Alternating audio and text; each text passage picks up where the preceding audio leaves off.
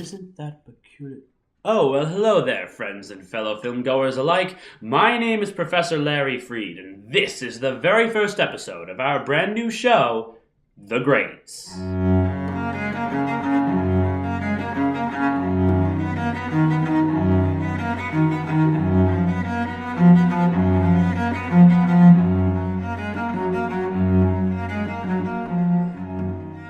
Yes, throughout the course of this show, we shall take a look at a very long list of people who have had a great influence on film culture and the film industry as a whole, one that should be acknowledged and appreciated by any true connoisseur of film. Normally, our program will focus on one specific individual.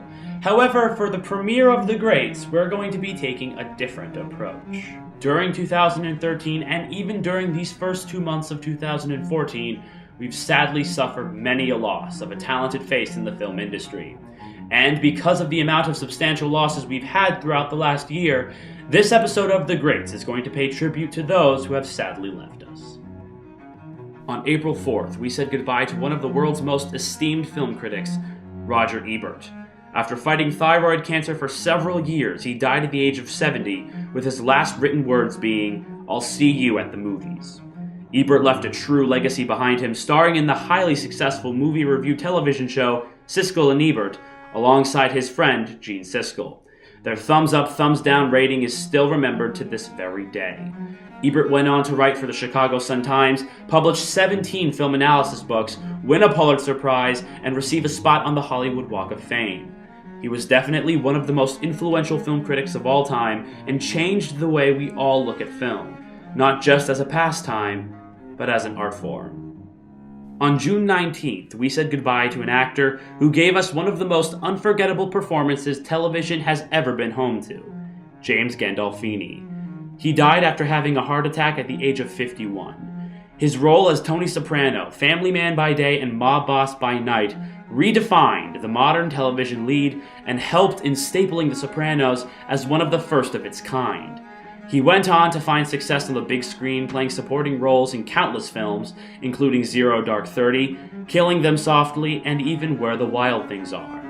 Despite his brutish persona, Mr. Gandolfini was a truly sweet guy underneath the muscle. He had a big heart, and brought that to every role. On November 30th, we said goodbye to an actor who, while not being the most well-known, was a true philanthropist at heart, Paul Walker. He died at the age of 40 after being in the passenger seat during a fatal car crash. He was leaving an event for one of his own charities, which just goes to show how charitable and generous Walker really was. Most of us probably recognize him from his role as Brian O'Connor from the Fast and the Furious series of movies. Mr. Walker looked to have a bright future ahead of him, waiting for that big break to become world-renowned. He may never have achieved any Oscar-worthy films in his lifetime, but something tells me he would have if he hadn't been taken from us so young. On December 14th, we said goodbye to a seasoned thespian known as one of the last true hellraisers of his time, Peter O'Toole. After suffering from an illness for countless years, he quietly passed away at the age of 81. Nominated for Best Actor at the Oscars a grand total of 8 times, O'Toole was seen as an industry giant, giving us such memorable characters in films like Lawrence of Arabia, My Favorite Year, and The Stuntman. Despite his serious alcoholism and slight arrogance, he managed to clean up his life and root it back on track through the later years. Many people who have worked with O'Toole say he truly was a talented, profound, hardworking actor who put thought and effort into every role.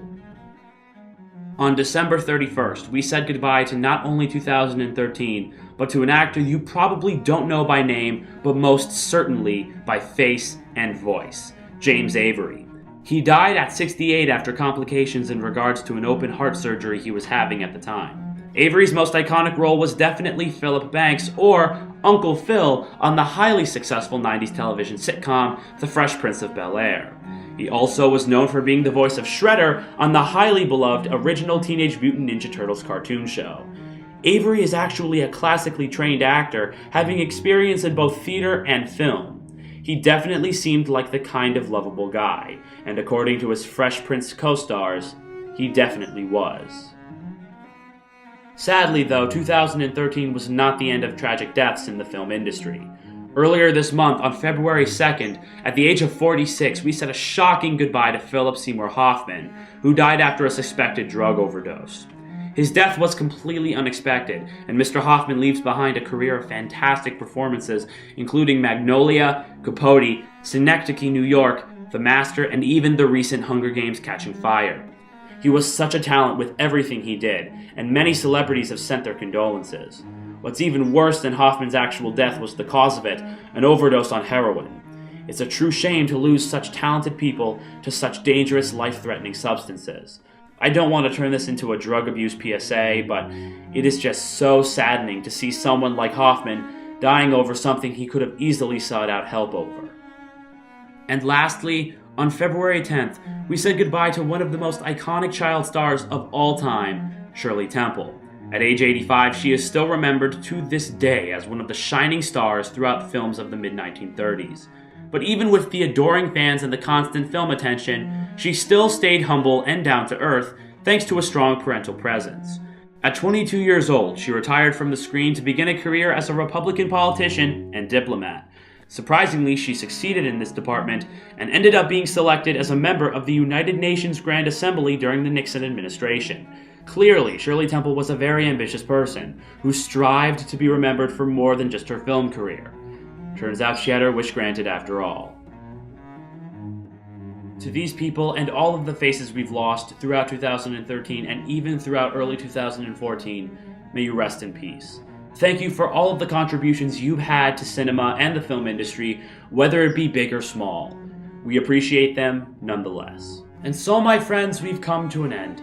Thank you for watching this inaugural episode of The Greats. My name is Professor Larry Freed, reminding you to always strive for greatness.